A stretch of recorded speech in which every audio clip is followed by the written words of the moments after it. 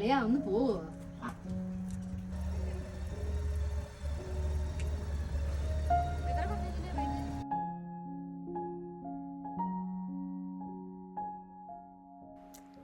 ഇന്നലെ വീക്കെൻഡായിട്ട് കുറേ പണികളുണ്ടായിരുന്ന ദിവസമാണ്. അപ്പോൾ ഞാൻ കുറേ കുട്ടി കുട്ടി വീഡിയോസൊക്കെ ഇങ്ങനെ എടുത്ത് വെച്ചിട്ടുണ്ടായിരുന്നു, ഷോർട്സ് ആയിട്ട് ഇടാമെന്നൊക്കെ വിചാരിച്ചിട്ട്. പിന്നെ വിചാരിച്ചു വേണ്ട, നമുക്കൊരു കുട്ടി ഡേ ഇൻ മൈ ലൈഫ് ഇടാമെന്ന് വിചാരിച്ചു.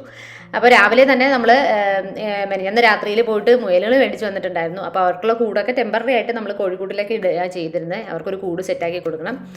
അപ്പോൾ തൽക്കാലത്തേക്ക് നമ്മൾ ഈ ഒരു കുഞ്ഞിക്കോഴിയോടൊപ്പമാണ് മുയലുകളെയൊക്കെ ഇട്ടിരിക്കുന്നത്. ഇതിൽ 2 ഫീമെയിൽ ആയിട്ടുള്ള മുയലാണ്. അവർക്ക് സെപ്പറേറ്റ് ഇങ്ങനെ കൂടാക്കിയിട്ട്, അതായത് അവർക്കിപ്പം ഡെലിവറി ഒക്കെ ചെയ്യുന്ന സമയത്ത് സെപ്പറേറ്റ് ഡിവൈഡ് ചെയ്തിരിക്കുന്ന കൂട് വേണ്ടി വരും. അപ്പോൾ അങ്ങനെ ഒരു കൂടിന്ന് സെറ്റാക്കണം എന്നുണ്ട്. അപ്പോൾ അതാണ് ഫസ്റ്റ് അജണ്ട.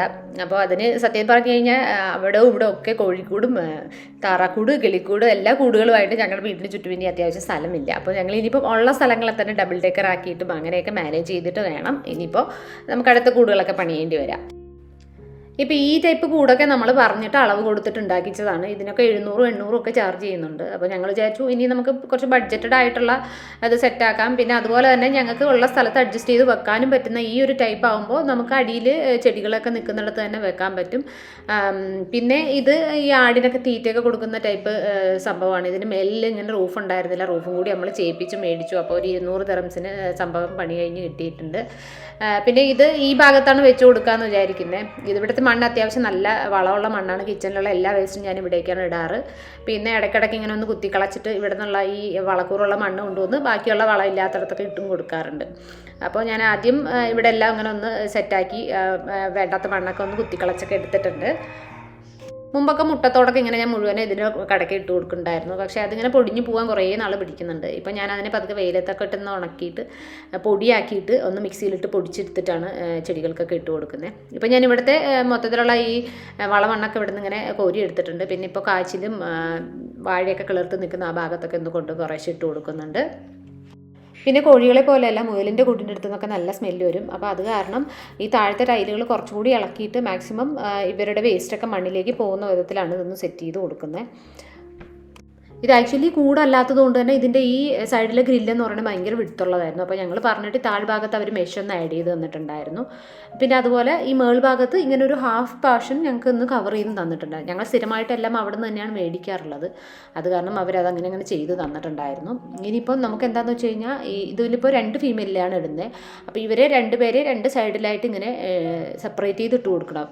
അപ്പോൾ ഞാൻ ഇതിൻ്റെ സെൻറ്ററിൽ ഇങ്ങനെ ഒരു പലക വെച്ചിട്ട് ഈ മേളിലത്തെയും താഴത്തെയും മെഷിൻ്റെ ഇടയ്ക്കൂടെ ഒരു കമ്പി വെച്ചിട്ട് അങ്ങനെ സെൻറ്ററിലൊന്ന് കെട്ടി കൊടുത്തിട്ടുണ്ട്. പലക വെച്ചിട്ട് ഇവിടെ ഒരു കുട്ടി ഗ്യാപ്പ് ബാക്കി വന്നിട്ടുണ്ടായിരുന്നു. അവിടെ നമ്മുടെ ബാർബിക്യൂ സ്റ്റാൻഡിലുള്ള ഒരു ഗ്രില്ല് പഴയത് ഇവിടെ കിടപ്പുണ്ടായിരുന്നു. അപ്പോൾ അത് വെച്ചിട്ട് അതും സെറ്റാക്കി കൊടുത്തിട്ടുണ്ട്. പിന്നെ ഇനിയിപ്പോൾ എന്താ വെച്ച് കഴിഞ്ഞാൽ ഇതിന് ഡോറില്ല. അപ്പോൾ ഈ ഡോറ് നമ്മൾ തന്നെ ഉണ്ടാക്കി കൊടുക്കണം, ഇല്ലെങ്കിൽ വല്ല പലകയൊക്കെ വെച്ചിട്ട് അടയ്ക്കണം. അപ്പോൾ പലക വെച്ചിട്ട് എപ്പോഴും അടയ്ക്കൽ നമുക്ക് അത്ര പ്രാക്ടിക്കലി പോസിബിൾ അല്ല. അപ്പം അതിന് തൽക്കാലം നമ്മുടെ ഇവിടെ ഈ ഒരു ഷൂറാക്കിൻ്റെ 2 തട്ടുണ്ടായിരുന്നു. ആ തട്ടിൽ നിന്ന് ഓരോന്നിങ്ങനെ ഇളക്കി എടുത്തിട്ട് 2 സൈഡിലും ഇങ്ങനെ നമുക്ക് തുറക്കാൻ പറ്റുന്ന വിധത്തിൽ ഒന്ന് സെറ്റാക്കി കൊടുക്കുന്നുണ്ട്. പിന്നെ നല്ല ഫ്ലെക്സിബിളായിട്ട് തുറക്കാൻ വേണ്ടിയിട്ട് ഞാൻ ഈ ഒരു പ്ലാസ്റ്റിക്കിൻ്റെ ടാഗ് വെച്ചിട്ടാണ് ഇങ്ങനെ കെട്ടി കൊടുക്കുന്നത്. ഇതൊരു പെർമനൻറ്റ് സൊല്യൂഷൻ അല്ല, തൽക്കാലത്തേക്ക് നമ്മളിങ്ങനെ ഒന്ന് തട്ടിക്കൂട്ടുവാണ്. കുറച്ച് കഴിയുമ്പോൾ നമുക്ക് വേറെ എന്തെങ്കിലുമൊക്കെ ഐഡിയ വരുന്നതനുസരിച്ച് നമ്മളിങ്ങനെ മാറ്റിക്കൊണ്ടേയിരിക്കും. ഇപ്പോൾ ഇതിനോട് ചേർന്ന് കാണുന്നത് ഞങ്ങളുടെ കോഴിക്കൂടാണ്. ഇത് ഞങ്ങൾ ഇതുപോലെ തന്നെ തട്ടിക്കൂട്ടിയൊക്കെ ഉണ്ടാക്കിയതാണ്. പക്ഷേ ശരിക്കും ഞങ്ങൾക്ക് ഇപ്പോൾ ഏറ്റവും കൺവീനിയൻ്റ് ആയിട്ട് ഉപയോഗിക്കാൻ പറ്റുന്ന കൂട് അതാണ്. അതിൻ്റെ ഫ്രണ്ടിൽ ഒരു പോർഷൻ ആക്ച്വലി ഞങ്ങളുടെ ബാക്കിൽ ഇങ്ങനെ ഒരു ഗ്രില്ല് പണിയിച്ചിട്ടുണ്ടായിരുന്നു. ആ പണിയിച്ച ഗ്രില്ല് അങ്ങനെ എടുത്ത് അവിടെ ഫിറ്റ് ചെയ്തിട്ടുണ്ടായിരുന്നു. പിന്നെ ബാക്കിലുള്ള ഈ സൈഡിൽ കാണുന്ന മെഷൊക്കെ നമ്മൾ ഫുൾ മെഷ് മേടിച്ചിട്ട് ഇതുപോലെ നമുക്ക് തടി മേടിക്കാൻ കിട്ടും. തടി നമുക്ക് അളവ് പറഞ്ഞു കൊടുത്തു കഴിഞ്ഞാൽ നമ്മുടെ ആവശ്യത്തിന് അവർ മുറിച്ച് തരും. അത് ചുവരിലേക്ക് അടിച്ചിട്ട് ഇങ്ങനെ കണക്ട് ചെയ്തിട്ട് മെഷൊക്കെ നമ്മൾ ഫിറ്റ് ചെയ്ത് കൊടുത്താണ്. പക്ഷെ നല്ല കൺവീനിയൻ്റ് ആണ് നമുക്കിപ്പോൾ. അത് നമുക്ക് ആവശ്യമുള്ള സ്ഥലത്ത് നമ്മളിങ്ങനെ സെറ്റാക്കി കൊടുത്തു. അതുപോലെ മുകളിൽ നമുക്ക് റൂഫ് ഇടാൻ പറ്റിയിട്ടുണ്ടായിരുന്നു. അത് ബാംബു റൂഫാണ് ഇട്ട് കൊടുത്തിരിക്കുന്നത്. ഇതൊക്കെ ആകുമ്പോൾ നമുക്ക് സപ്പോസ് കുറച്ച് ദിവസം കഴിഞ്ഞിട്ട് ഇതിൻ്റെ സെറ്റപ്പ് മാറ്റണം എന്നൊക്കെ തോന്നി, അവിടെയൊക്കെ ഒന്ന് വൃത്തിയാക്കണം എന്നൊക്കെ തോന്നിയാലും നമുക്ക് വേണമെങ്കിൽ തന്നെ ഇളക്കിയിട്ടൊക്കെ ചെയ്യാവുന്നുള്ളൂ. അതുപോലെ ഇതിൻ്റെ ഡോറൊക്കെ നമ്മളിങ്ങനെ ടാഗ് വെച്ചിട്ട് സെറ്റാക്കി കൊടുത്തിട്ടുണ്ട്. ഇതിൻ കേസ് ഇതിപ്പം വലിയ സ്ട്രെങ്ത് ഇല്ലെങ്കിൽ നമുക്ക് പിന്നീട് നമ്മുടെ സൗകര്യം അനുസരിച്ചിട്ട് മെഷൊക്കെ വെച്ചിട്ട് നമുക്ക് ഇതുപോലെ തടി മേടിച്ചിട്ട് അടപ്പ് പോലെ തന്നെ ഉണ്ടാക്കി വെക്കാവുന്നുള്ളൂ. പക്ഷേ ഞങ്ങളിപ്പോൾ തൽക്കാലം ഇന്നത്തേക്ക് എന്തായാലും നമുക്കതിനൊരു കൂടായിട്ട് സെറ്റാക്കി കൊടുക്കണമെന്ന് വിചാരിച്ചിട്ട് ഇങ്ങനെയെല്ലാം സെറ്റാക്കി എടുത്തിട്ടുണ്ട്.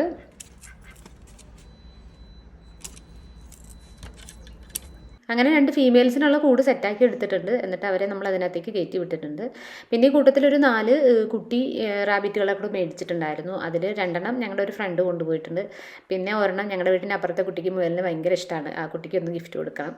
പിന്നെ ഒരെണ്ണം ഞങ്ങളുടെ വീട്ടിലെ കുട്ടിക്കും ഭയങ്കര ഇഷ്ടമാണ്. അപ്പോൾ അവൾക്ക് വേണ്ടിയിട്ട് ഒരെണ്ണം മേടിച്ചിട്ടുണ്ടായിരുന്നു.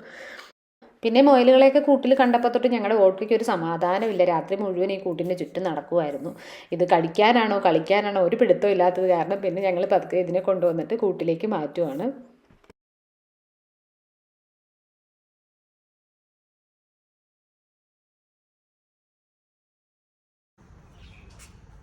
അളിയാ ഒന്ന് പോവോ?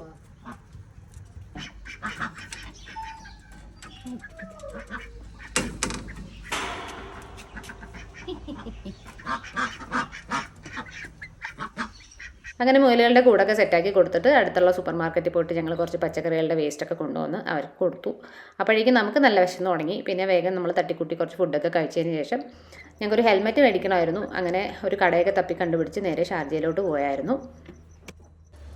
ഇത് ക്രൂസർ ബൈക്കൊക്കെ വിൽക്കുകയും റിപ്പയറും ഒക്കെ ചെയ്യുന്ന ഒരു ഷോപ്പാണ്. ഇവിടുത്തെ കസ്റ്റമേഴ്സൊക്കെ കൂടുതലും ലോക്കൽസാണ്. അപ്പോൾ ഇതിൻ്റെയൊക്കെ പ്രൈസ് സ്റ്റാർട്ട് ചെയ്യുന്നത് തന്നെ 80,000 to 85,000 ആ ഒരു റേഞ്ചിലൊക്കെയാണ്. ഇതൊരെണ്ണം ആരും റിപ്പയർ ചെയ്യാൻ കൊണ്ടുവന്നിരിക്കുന്നതാണ്. പിന്നെ ഈ കാണുന്ന ഈ ഹാർലി ഡേവിഡ്സൺ ഇത് സെയിലിനുള്ളതാണ്. ഇതും 85,000 എന്നാണ് പറഞ്ഞത്. അപ്പോൾ കുറച്ച് നേരമൊക്കെ അവിടെ വായി നോക്കി നിന്നു. പിന്നെ ഹെൽമെറ്റൊക്കെ മേടിച്ച് ഞങ്ങൾ നേരെ തിരിച്ച് വീട്ടിലേക്ക് പോന്നു. പിന്നെ തിരിച്ചു വന്നതിന് ശേഷം നമ്മുടെ പുതിയ മെമ്പേഴ്സിനെയൊക്കെ ഒന്ന് സെറ്റിലാക്കാനുണ്ടായിരുന്നു. ഇതിൽ 20 വെച്ചതിൽ 9 വിരിഞ്ഞില്ല, ബാക്കി 11 വിരിഞ്ഞ് കിട്ടിയിട്ടുണ്ട്. പിന്നെ അതിൽ 2-3 നമ്മുടെ ഫാൻസി കോഴിയുടെ കുട്ടികളെയും കിട്ടിയിട്ടുണ്ടായിരുന്നു. ഇപ്പോൾ പ്രശ്നം എന്താണെന്ന് വെച്ച് കഴിഞ്ഞാൽ പുറത്ത് രാത്രിയൊക്കെ ആകുമ്പോൾ 19 ഡിഗ്രിയൊക്കെ ഉള്ളൂ ടെമ്പറേച്ചർ. അപ്പോൾ ഇതിന് എന്തായാലും 2-3 ദിവസത്തേക്കെങ്കിലും ഒരു 38 ഒക്കെ ടെമ്പറേച്ചർ വേണം. അതുകൊണ്ട് ഇവരെ പുറത്തേക്ക് ഇറക്കാനും പറ്റുന്നില്ല. അപ്പോൾ ഞങ്ങൾ തൽക്കാലം ഇൻക്യുബേറ്ററിൽ തന്നെ വെച്ചിട്ട് ടെമ്പറേച്ചർ ഓണാക്കി ഇട്ടേക്കുവാണ്. പിന്നെ ഇവർക്ക് ഫുഡൊക്കെ കൊടുക്കാൻ വേണ്ടിയിട്ട് ഇവരെ പതുക്കെ ഒരു കാർഡ്ബോർഡിലോട്ട് മാറ്റിയിട്ട് ഫുഡും വെള്ളമൊക്കെ കൊടുത്തിട്ട് തിരിച്ച് ഇൻക്യുബേറ്ററിൽ തന്നെ വെക്കുവാണ്. അപ്പോൾ നാളത്തെ മെയിൻ പരിപാടി ഇതിന് ഒരു ബൾബൊക്കെ മേടിച്ചിട്ട് ഒരു കൂട് സെറ്റാക്കിയിട്ട് അതിൻ്റെ ഉള്ളിൽ ബൾബൊക്കെ ഇട്ട് കൊടുത്തു കഴിഞ്ഞാൽ ആ ഒരു ടെമ്പറേച്ചർ ഇങ്ങനെ മെയിൻറ്റെയിൻ ചെയ്ത് നിന്നോളും. ഒരാഴ്ചയെങ്കിലും ഇങ്ങനെ വെക്കേണ്ടി വരും. അപ്പോൾ പുതിയ വിശേഷങ്ങളൊക്കെ ആയിട്ട് നമുക്ക് അടുത്ത വീഡിയോയിൽ കാണാം. അതുവരേക്കും എല്ലാവർക്കും ബൈ ബൈ.